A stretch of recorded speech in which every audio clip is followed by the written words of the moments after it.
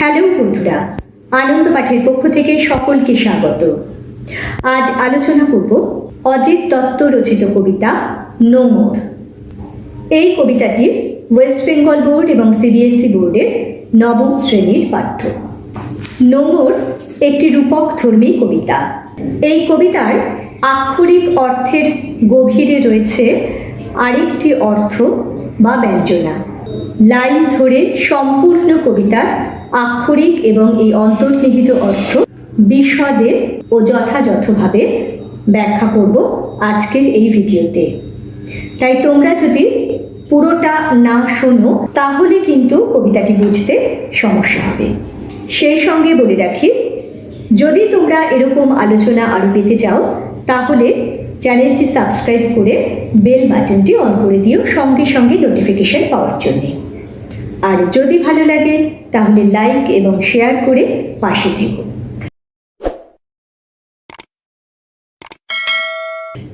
চলে আসছি আজকের আলোচনায়। প্রথমে কবি এবং কবিতার উৎস সম্পর্কে একটু জেনে নেব। কবি অজিত দত্ত ঊনবিংশ শতাব্দীর একজন বিশিষ্ট কবি। সৌন্দর্য ও রোম্যান্স তাঁর কবিতার প্রধান বৈশিষ্ট্য ছিল। তাঁর লেখা সনেটগুলিও যথেষ্ট উচ্চমানের।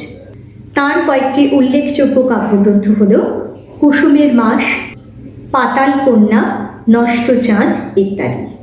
আজকের আলোচ্য নোঙর কবিতাটি নেওয়া হয়েছে অজিত দত্তের সাদা মেঘ কালো পাহাড় কাব্যগ্রন্থটি থেকে।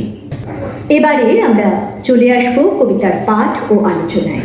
তার আগে একটু জেনে নেওয়া প্রয়োজন নোঙর বলতে কী বোঝায়। আসলে নোঙর হলো বড়শি আকৃতির এক রকমের লোহার তৈরি যন্ত্র, যার লম্বা ধাতব অংশের সাথে অনেকগুলি সূচলো অংশ থাকে।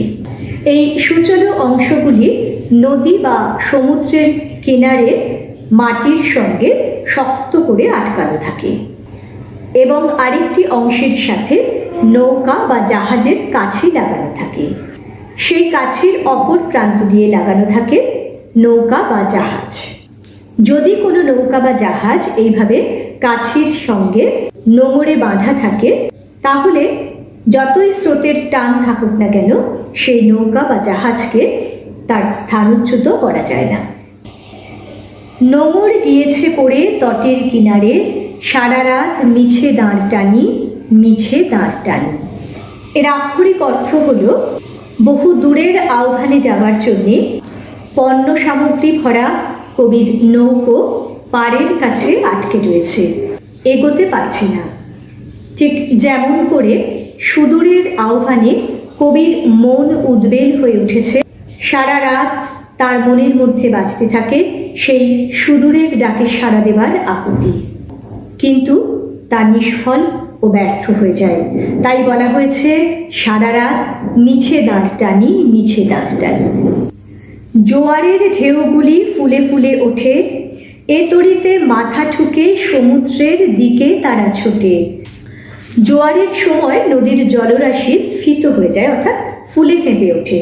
তখন সেই স্রোতের প্রচণ্ড শক্তি, প্রচণ্ড গতি। সেই স্রোত ক্রমাগত ধাক্কা মারতে থাকে ঘাটের কাছে থাকা সেই নৌকোটিকে, কিন্তু নোঙর বাঁধা নৌকাকে ভাসিয়ে নিয়ে যেতে পারে না। বারবার ব্যর্থ চেষ্টার পরে সেই স্রোত ফিরে যায় সমুদ্রের পানে। ঠিক তেমনি করেই কবির মনেও নানা ঘটনার ঘাত প্রতিঘাত চলতে থাকে। অনেক কিছু করার ইচ্ছে জোয়ারের জলের মতোই তার মনের তন্ত্রীতেও আঘাত হানে, কিন্তু সামাজিক বন্ধনে আবদ্ধ জীবনতরীকে এগিয়ে নিয়ে যেতে পারে না। আর ঘটনা প্রবাহ স্রোতের মতোই তার আপন নিয়মে নিজের ছন্দে বয়ে চলে। তারপর ভাটার শোষণ, স্রোতের প্রবল প্রাণ করে আহরণ। জোয়ার ভাটায় বাঁধা এ তটের কাছে, আমার বাণিজ্য তরী বাঁধা পড়ে আছে। জোয়ারের অপর দিকে রয়েছে ভাটা। এই ভাটা যখন আসে নদীতে তখন তার জল শান্ত হয়ে যায়, স্তিমিত হয়ে যায়, তখন স্রোতের গতিপথ হয়ে যায় রুদ্ধ। তেমনি কবির মন অসহায়ভাবে সমাজ সংসারের দায়িত্ব কর্তব্যের কাছে বাধা পড়ে যায়, অবরুদ্ধ হয়ে যায় তার মনের সব উচ্ছ্বাস, তার মনের সেই সুদূরের ডাকে সাড়া দেবার প্রবল আকাঙ্ক্ষা। তাই তিনি হয়ে পড়েন হতাশ, বিষণ্ণ, যাকে তিনি বলছেন ভাটার শোষণ। যতই না দাঁড় টানি, যতই মাস্তুলে বাঁধি পাল, নোঙরের কাছে বাঁধা তবু এ নৌকা চিরকাল। এবারে বুঝতে হবে মাস্তুল কি। মাস্তুল হলো নৌকার মাথায় বাঁধা কাঠের পাটাতন, যে পাটাতনের সঙ্গে একটি কাপড় বাঁধা থাকে, যাকে বলা হয় পাল। এই পালের সাহায্যে যখন যেদিকে হাওয়া বইতে থাকে সেদিকে নৌকাও তরতর করে এগিয়ে যায়। যতই জোরে হাওয়া দিক না কেন, নোঙরে বাঁধা নৌকা একই জায়গায় আটকে থাকে। যেমন করে অসংখ্য দাসত্বের বন্ধনে আটকে থাকে কবির মন, সাড়া দিতে পারে না বৃহৎ কর্মযজ্ঞে সুদূরের আহ্বানে। নিস্তব্ধ মুহূর্তগুলি সাগর গর্জনে কেঁপে ওঠে, স্রোতের বিদ্রুপ শুনি প্রতিবার দাঁড়ের নিক্ষেপে। কল্পনাপ্রবণ রোম্যান্টিক কবির মন একান্ত ভাবনার নিস্তব্ধ মুহূর্তগুলিতে সাগরের গর্জন অর্থাৎ বৃহৎ বিশ্বের ডাকে উদ্বেল হয়ে ওঠে, বিচলিত হয়ে ওঠে। নিষ্ফল চেষ্টা করে যান সেই ডাকে সাড়া দেবার, কিন্তু দাঁড় টানলে যে শব্দ হয়, কবির যেন মনে হচ্ছে তাকে স্রোতের বিদ্রুপ বলে। কারণ এই স্রোত তো সদা প্রবহমান, সেই সদা গতিময় স্রোত যেন কবির এই থমকে থাকাকে ক্রমাগত বিদ্রুপ করে চলে, উপহাস করে চলে। যতই তারার দিকে চেয়ে করি দিকের নিশানা, ততই বিরামহীন এই দাঁড় টানা। আগেকার দিনে যখন কম্পাস আবিষ্কার হয়নি বা এত আধুনিক যন্ত্রপাতি ছিল না, তখন নাবিকেরা আকাশের ধ্রুবতারা বা অন্যান্য তারার অবস্থান অনুযায়ী তাদের দিক নির্ণয় করতেন। তাই বলা হচ্ছে যতই তারার দিকে চেয়ে করি দিকের নিশানা। কবির বক্তব্য হলো, যতবারই তিনি এই বহির্জগতের ডাকে সাড়া দিতে চান, নিজের লক্ষ্য স্থির করেন, ততবারই নানান সামাজিক বন্ধন তাকে নির্ধারিত লক্ষ্যে পৌঁছতে দেয় না। ওই নোঙরের সাথে বাঁধা তরির মতোই। তরি ভরা পণ্য নিয়ে পাড়ি দিতে সপ্ত সিন্ধু পারে, নোঙর কখন জানি পড়ে গেছে তটের কিনারে। সারা রাত তবু দাঁড় টানি, তবু দাঁড় টানি। আমাদের পরিচিত যে এই জগৎ, তা তো একটা ক্ষুদ্র গণ্ডির মধ্যে সীমাবদ্ধ, তাই তা এক অর্থে সংকীর্ণ বটে।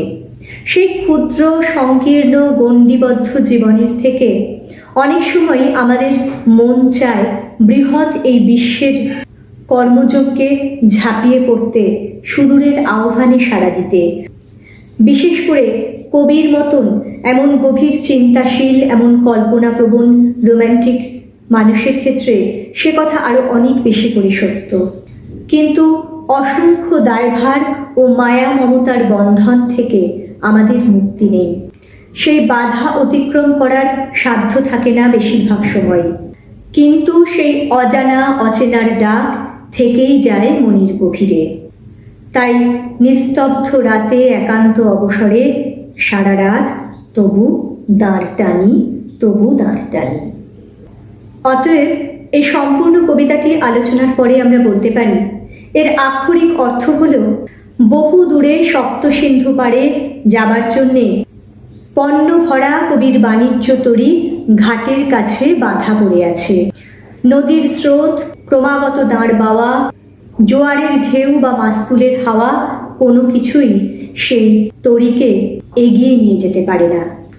আর রূপকার্থে কবির মন সিন্ধু পাড়ের অর্থাৎ বহু দূরের ডাকে সাড়া দেবার জন্যে আকুল হয়ে থাকে, কিন্তু সমাজ সংসারের অজস্র বাধা, অসংখ্য বন্ধন ছিন্ন করে সেই ডাকে সাড়া দেওয়া তার পক্ষে সম্ভব হয় না। তবু মনের মধ্যে সেই আকাঙ্ক্ষা ফল্গু ধারার মতো বয়ে চলে। এটাই হলো এই কবিতার ব্যঞ্জনার্থ। পরবর্তীকালে এই কবিতাটি থেকে বেশ কিছু গুরুত্বপূর্ণ প্রশ্নোত্তর নিয়ে আসবো। পরের দিন ফিরে আসবো আরও একটি পাঠ নিয়ে। আজকের মতো